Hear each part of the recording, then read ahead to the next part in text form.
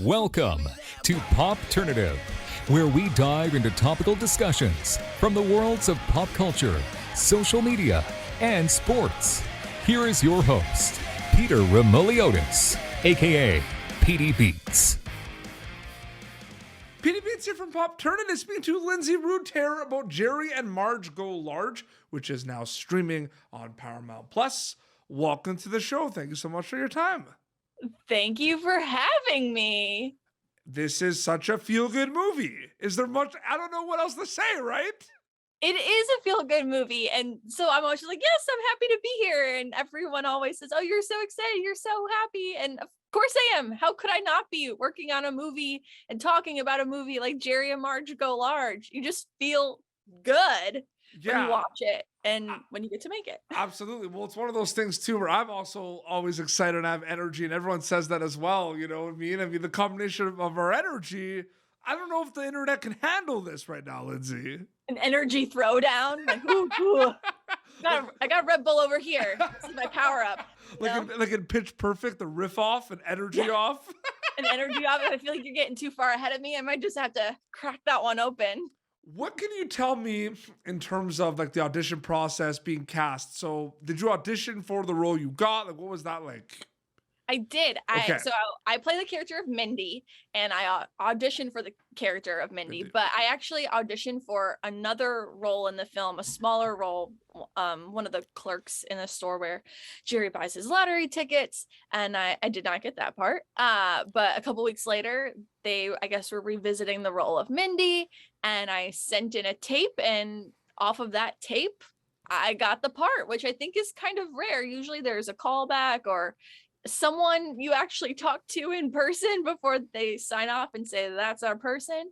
But that was it. I sent the tape. I think they really loved my glasses. I was just being myself because they were like, you're gonna just do that, be yourself, wear your real glasses, and we're gonna make the movie. And that's what we did. The rest is history. I mean, Mindy has very pivotal scenes because that's kind of where it all starts, right? Like Jerry's coming to take money out so he can buy the lottery tickets. Yeah, I describe myself as sort of the plug of Everett, Michigan, right?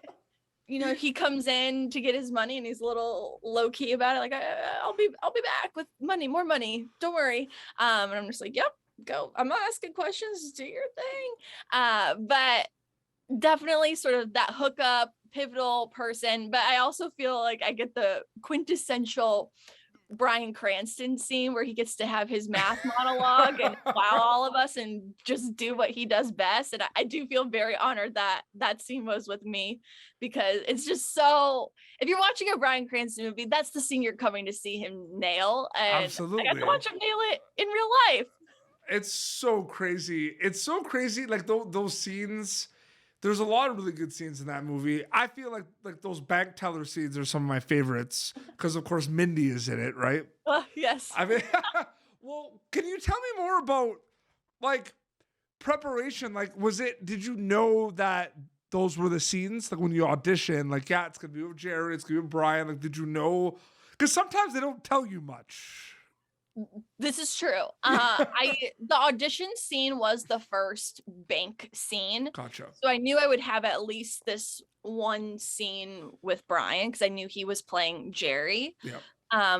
But that was kind of the extent of it. And it was only after I got the part and I got the script, and it was very, very particular script where first they were like, oh, we're not releasing it digitally, we'll take a copy over to your house. It is very, very secretive, but once I finally had a real script, I could see, oh, Mindy's in the movie more than just that one scene, and actually they're in the bank more than just that one time, and there's quite a lot going on. So so up top, I didn't really know sort of what scope of role I had, but then once I got the script, I got to see it a little bit more. And then of course you just do all your actor prep work where you're like, okay, so you know, if Mindy's in the bank, how does she sit in the bank versus how does she sit when she's at the diner versus when she's at the bookstore versus when she's, you know, in all these other parts around town, like at work. Does she hate her job? Does she like her job? Is she excited to be here? You know, just all the actor work that goes into it.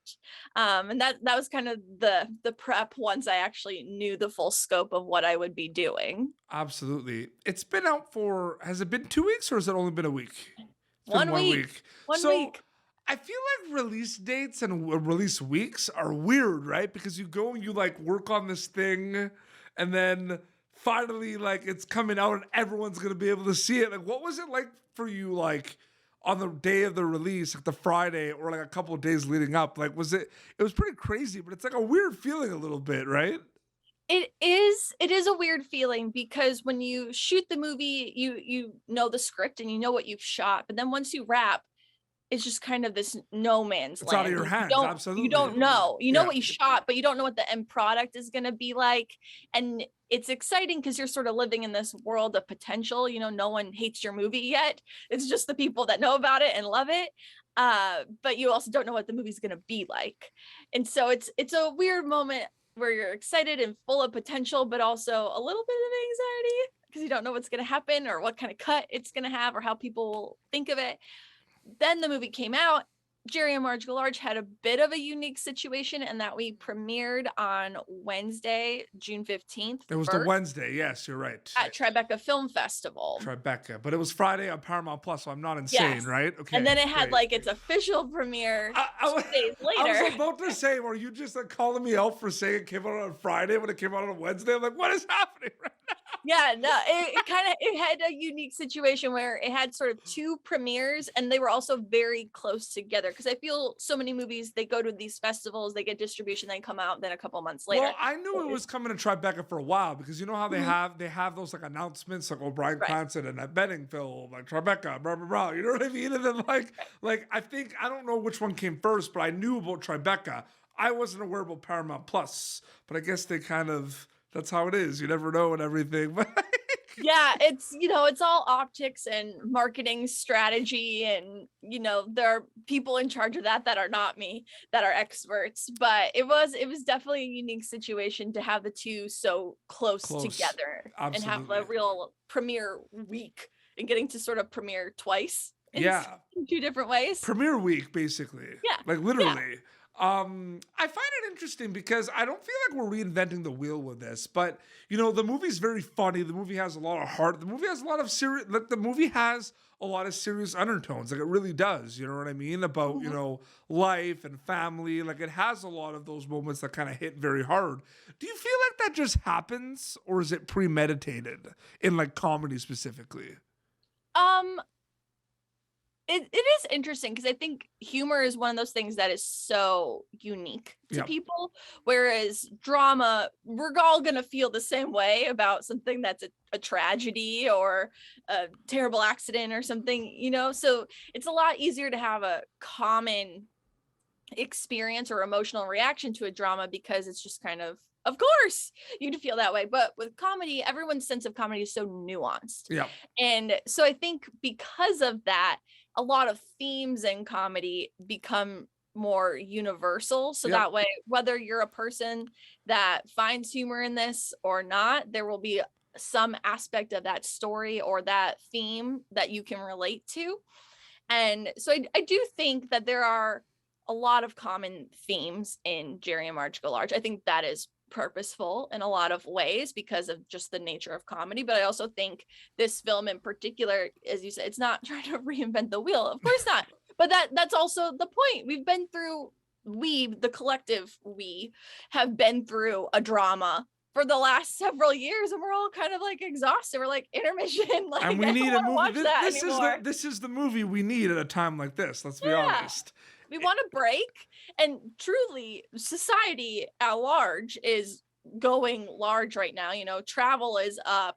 People are spending money like crazy. People are gathering and having parties, and everyone just wants to have fun right now, and that's literally what Jerry and Marge are doing in the film. They're just sort of seizing on their life at a point where it could be a downward slope, and instead are sort of taking back the reins and saying, no, we're gonna have a good time, and you know what, we're gonna make it a good time for everybody.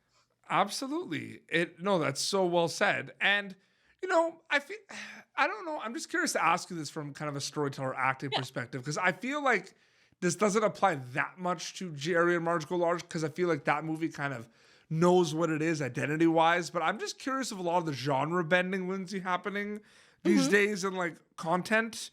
And I feel like I'm wondering if that is planned or premeditated. I honestly feel like it wasn't planned.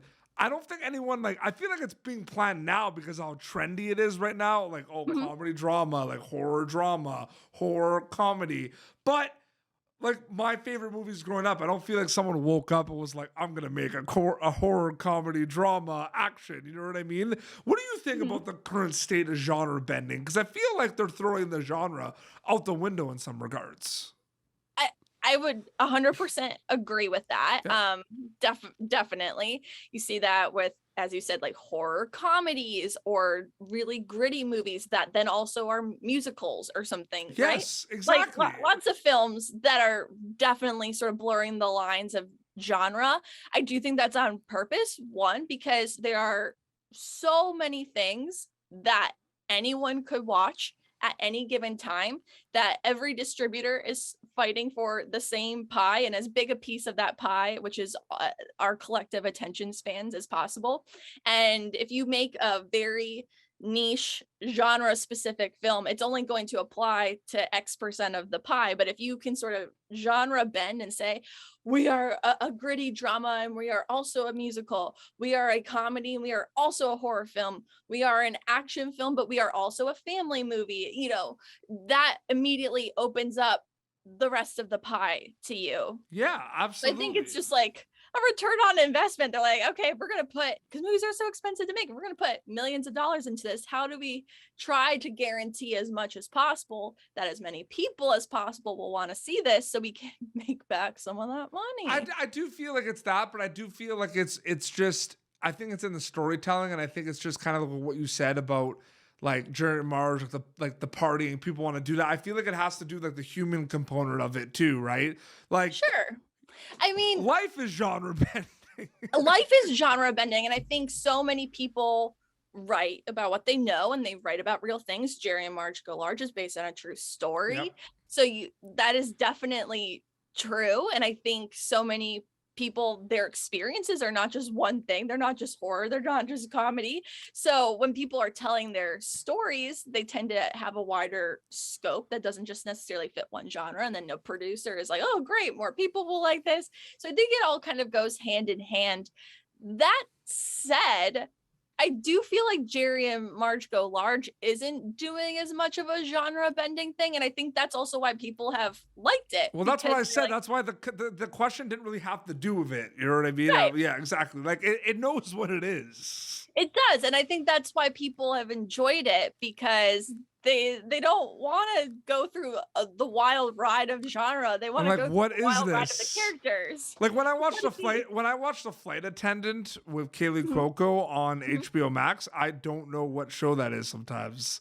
I'm literally like, is this a comedy? Is this like a thriller? Is this a crime? Like, what is this? But I love it, to be honest with you. I love both.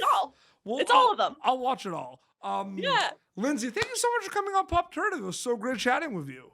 Likewise, I'm glad we could really get into the state of pop culture. Absolutely. The film is streaming now on Paramount Plus, so if they haven't seen it, they gotta check that out. You're on social media. They can follow you on social media. Where can they follow you on social media? So I am one of those people that doesn't use my name as my handle, but you can find me at Best Fun Dream Squad, all those genres in one. Best Fun Dream Squad on Instagram. Absolutely. This has been Popternative. YouTube.com/Popternative for previous episodes. Popternative.com has a lot of other cool content you could check out as well. We're also on TikTok, so you can also follow Popternative on TikTok at Popternative as well. I have to plug that in. It's the first time ever I'm plugging the TikTok, Lindsay. Ooh. So you better, maybe you feel special. I don't know, but yeah, it's the first time ever. Premiere Popternative episode. Absolutely. You can catch Lindsay as Mindy in Jerry Marge Go Large, starring Bryan Cranston and Annette Bening. Streaming now on Paramount Plus. Until next time, this is Lindsay and PD Beats signing off.